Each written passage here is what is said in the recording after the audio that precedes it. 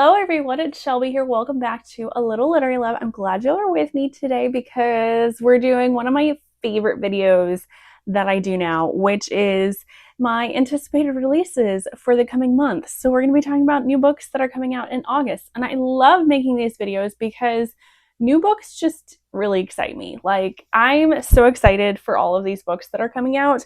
I can't wait to read them, even though I usually only get to like just a handful of the books that like new books that are coming out, because I just don't have that kind of time to read, especially right now. Like, I've got a lot of life stuff going on and my reading has kind of slowed down a little bit.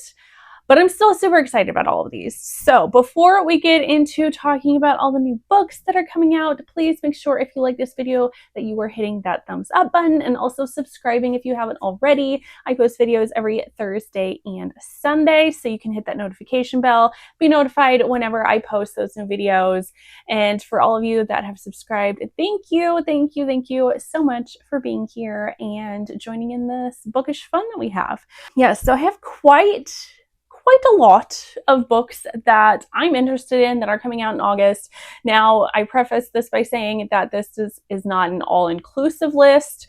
This does not cover every single new romance book that is coming out in August. These are just ones that I am interested in, that have caught my eye. Most of the time, I like to put a lot of indie authors on here. I have several BIPOC authors, monster romances, paranormal romances. I'm sure I missed a ton of like fantasy romance, and if there's any like small town contemporary romances, most of the time I don't put them on my list just because those aren't really things that I gravitate towards as much. I do have some fantasy romance on here, but not a ton. So just kind of take that with a grain of salt. But here we go. So first up on August 1st, we have First Comes Amore by Cynthia A. Rodriguez. This is an author that I have had on my list that I want to check out. This one is a rom-com and it is an accidental pregnancy. Unsure if this accidental pregnancy is with the male main character of the story or if she becomes pregnant and then meets the male main character. Not sure, but he is her next door neighbor. So I'm assuming there's like a little bit of forced proximity in there. Sounds super good. I can't wait to try that or pick that up at some point. Then also on the 1st, we have Screwed by the Minotaur in Hallows Cove by Jennifer Wood. This is like, the Hallows Cove is like a series of various authors that have written books in this series. So I believe all the books in the series can be read as standalones because they're all written by different authors. So this one we have, like I said, Jennifer Wood. This is a small town, but it's like a cozy monster romance small town. And this one are two characters. They apparently have a not so meet cute together. They don't have a great first impressions of one another, and they happen to be business owners. Like, their businesses are neighbors, so they have to keep dealing with each other, and it becomes a romance. Then on the 5th, we have If Not For My Baby by Kate Golden. Now, Kate Golden is one that I've had on my list to try out because I think she's previously just written fantasy romances. And so this is, I believe, her first foray into contemporary romance. This is a rock star romance. And he's on tour, and it's a romance between him and a backup singer. And I really like this cover. It's really pretty.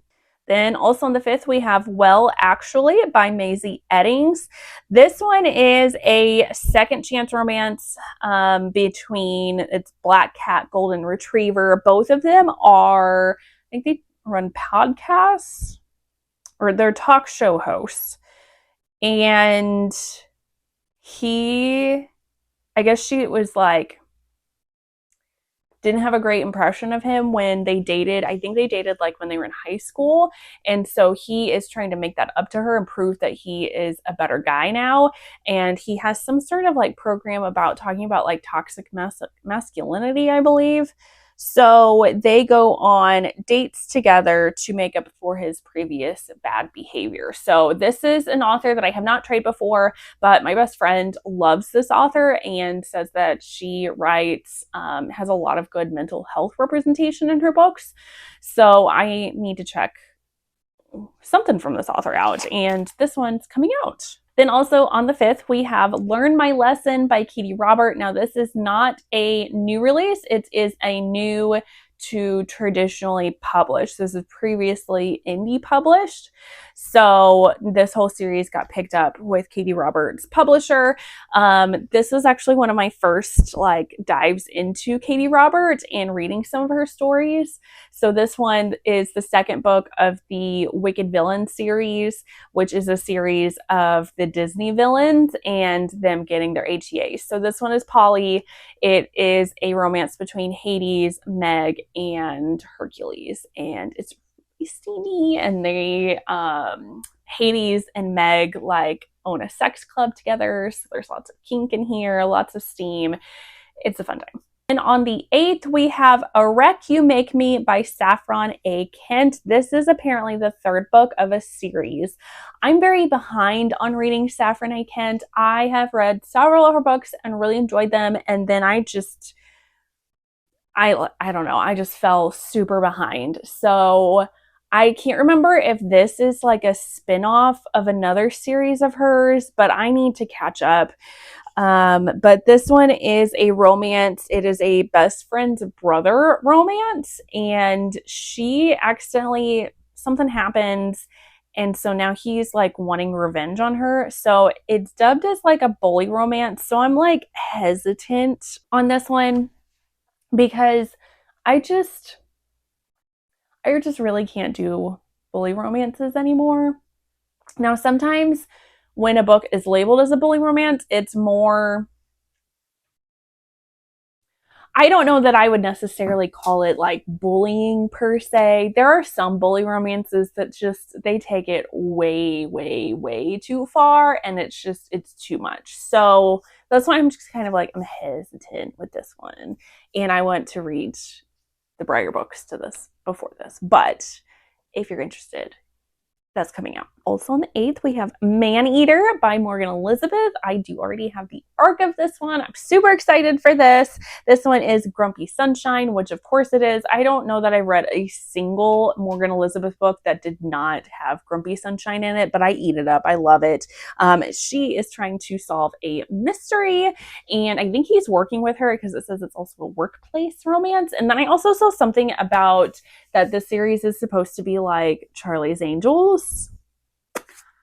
I don't know. I love this cover, and I'm super excited to dive into this one. On the 12th, we have Red Card by Maren Moore. This is a sports romance. This is another author that I've been told that I really need to read. This one is Coach's daughter, and he gets transferred from England to this team in college because he's basically been blacklisted. But it's called a red card. I don't know. I don't really know sportsy terms. And so he's transferred to this team, but the coaches don't really like him. So he needs a good in with the coaches and to kind of perfect his game. So that's how he gets with the coach's daughter. And she proposes that she can help him if he helps her give her sexy lessons, which, that's another trope that I eat it up. I love it so much. So super excited about that. Then on the 12th, we have The Diamonds Consort by L. Parker. This one I have tentatively put on here. This is the third book of a series, which I had previously arc read the first two books of the series. It is a modern day dark academia, secret society, college, where am I going with this? King Arthur retelling, but it's also supposed to be Polly. So the reason why I've tentatively put this on here and I did not sign up for an arc of this one is because this is originally supposed to be a 3-book series that is now apparently going to be a 5-book series. And so I'm just kind of worried that the author is kind of dragging this out a little bit. I believe there's also supposed to be maybe a short story or a novella spin-off about the best friend to the female main character of this series. I'm really interested in that one because I really like what am I doing to my camera? I really like the best friend, so I don't know. I may just hold off on continuing to read this series until more books come out because while I did enjoy the first two books, I really don't like that this has turned into a 5-book series. Just my opinion.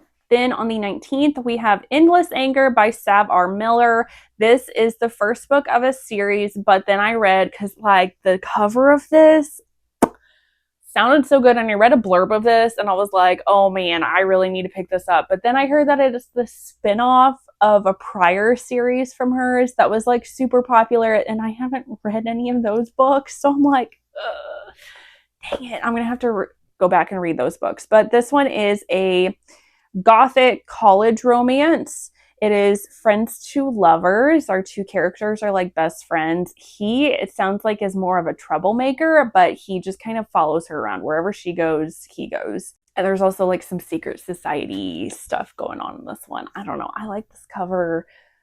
I don't read a ton of friends to lovers, but I'm intrigued by this one. Also on the 19th, we have A Lesson in Deceit by Ali Shante. This, I believe, is going to be potentially a duet, maybe. So this is the first book of this new series from this author. This is a paranormal romance where our female main character is a human going to a like magical college, and I know that this is why I choose. And that's about all I know about it. But it sounds really good. I'm actually reading an Ali Shante book currently, and I'm enjoying it. So super excited about that one. And then also on the 19th, we have Playing Dirty by C.E. Ritchie. This is another series that I'm super behind on. But this whole series is male-male romances, and they're all sports romances. This one is a rivals to lovers. They both play baseball, I believe, but then they're also stepbrothers, which is another trope that I just love. Like step siblings, I eat it up. It's that like forbiddenness to it. I love it. And then also on the 19th, we have Fairytale, which much like Learn My Lesson, this is not a new release, but it is new to traditionally published. So you will be able to see this one on your shelves at your like Barnes & Nobles, things like that.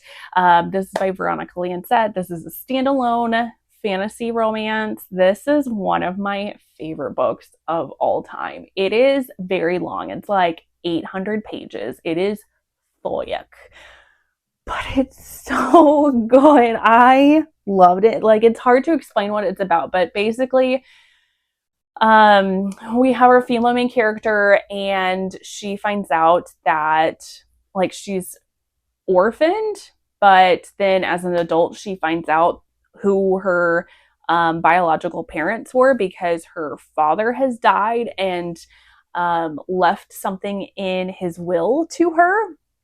So she has to travel to the town of Fairytale to listen to the reading of the will and inherit her or get her inheritance.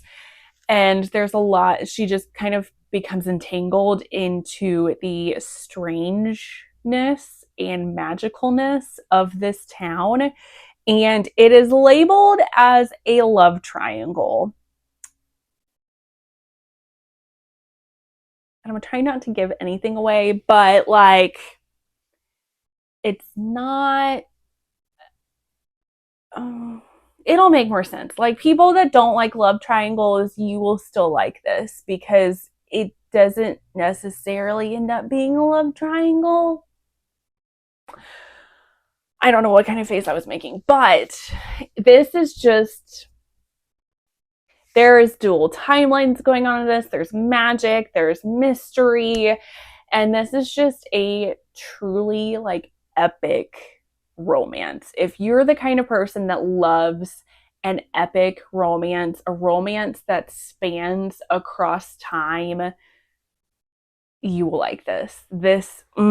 I love it. I love it so much. Okay, didn't mean to get into like a review of that book, but it's one of my favorites, and I'm super excited that it is getting traditionally published so more people can read it. Okay, next on the 21st, which I believe we have a lot on the 21st as well, we have Memories Like Things by Chelsea Leon. This is the second book of a duet.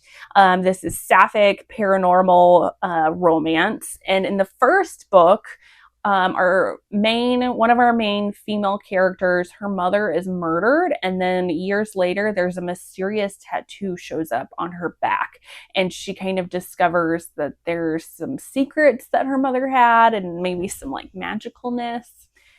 I've heard good things about this one. The 22nd, we have Brewing Up Bedim by Heather Nix. This is the second book of a series. I read the first book of this series, I feel like it honestly wasn't that long ago. Maybe a few months ago, something like that.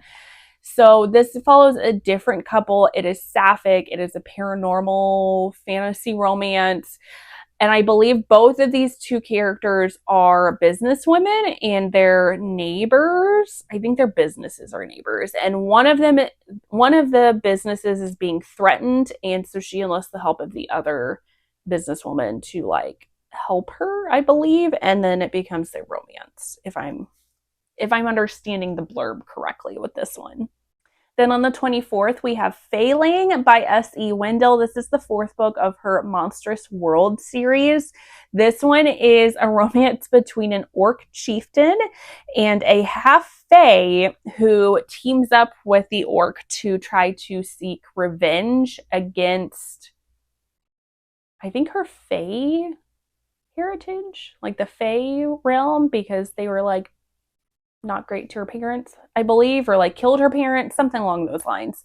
I am also currently reading the first book of this series, and it's been really good so far. I've been quite enjoying it. And like this one, if you follow this author on Instagram, which if you don't, you should go follow this author on Instagram, because she's posted art for this book, and my oh my, I'm so excited to read this one. It looks so steamy, so steamy. Then on the 26th, we have Saving the Rain by Elliot Rose. This is the fourth book, I believe, of the Crimson Ridge series, which I have read the first one of this, so I need to keep reading along. And this one is like the indie release, which I believe this one will get re-released again later on, because this whole series has also gotten picked up by a traditional publisher. This one is a cowboy romance. There's an age gap. It's rivals to lovers, but it's also step brothers, and it's male. And I don't know if Elliot Rose has written a male story before. I read this and I was like, oh, I need it in my hands. I need to read this. I'm so excited for this one. And this one of our main characters was from the first book, because the first book is ex's dad romance. So he was the ex that was not great to his girlfriend. I'm so excited for this. Also on the 26th, I think there's a lot that's coming out on the 26th. We have Gabriella and His Grace by Liana de la Rosa. This is the third book of the Luna Sisters series. This is a historical romance series. I have the first two books like over here on my shelves because I think they're gorgeous. I love reading historical romances from BIPOC authors. I just love that it gives a different perspective to the completely whitewashed subgenre of romance, and most of those like romances are all about like women just needing to find a man to get married, and I just find that to be so boring. I hate that. So typically with like the BIPOC historical romances, I just find them to be so much more interesting. This one is the youngest child. She is kind of the wild child of the family, and she's needing to get married, but of course she doesn't want to. And our male main character is a destitute duke, and he's trying to find help, I guess, for his wealth or his family. I don't know how you say that, but I think this whole series looks so cute and I need to read it. Then we also have the Secret Crush Book Club by Carmen Lee. This is a sapphic romance and it sounds like it's supposed to be like really sweet and cozy and like a little bit spicy. This one is a romance between a single mom and a librarian in town. It looks so cute. Then we also have Pucking Strong by Emily Garath. This is another one that I'm super behind on in this series. I don't remember. I think this one might be book 4 of the series. This one's male. This is a hockey romance series. I loved the first book, Pucking Around, so I need to continue on. This one is workplace romance, and they have a fake marriage.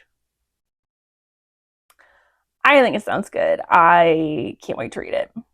Then we also have Demise of the Heart Dove by Whitney Dean. This is the second book of a series that Whitney Dean is doing that is like fairy tale retellings, which I have two copies of the first book, which is right here.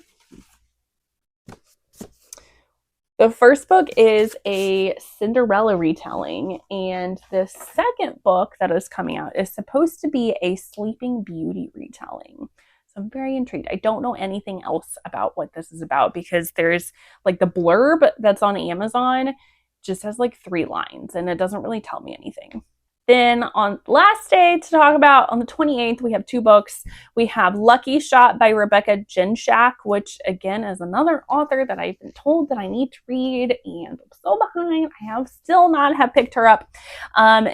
This is an author that writes a lot of sports romances. This is a hockey romance. It is a grumpy sunshine, and there's a single dad. And I don't know, I just love like how pastel and bright and colorful her covers are. Like, they're so pretty. And then last book that I have to talk about, which also, like, I'm super excited for this one as well, is The Serpents Bride by Catherine Ann Kingley, which I did sign up for an ARC actually today as I'm filming this because it sounded so good and I was like, I want that. But this one is a vampire romance, but it's also like mafia vampire. It's enemies to lovers. Our male main character is going to get married, and our female main character is wanting to seek revenge and kill him for, I think he killed like her parents or something. So she's seeking revenge. So she decides to disguise herself as his bride-to-be, get married to him so that she can get close to him and kill him. Like a vampire prince to like a mafia clan. I don't know. I'm so excited for this. Like, it sounds so good. I can't wait to pick this one up and read it. So there is going to be all of the books that I am highly anticipating that are coming out in August. Make sure you leave a comment down below with some of the books that you are most anticipating to read in August. I love hearing from you all. Also, make sure, again, that you're hitting that thumbs up button if you like this video. Otherwise, that is going to be it, and I will see you all on the next one. Bye, guys.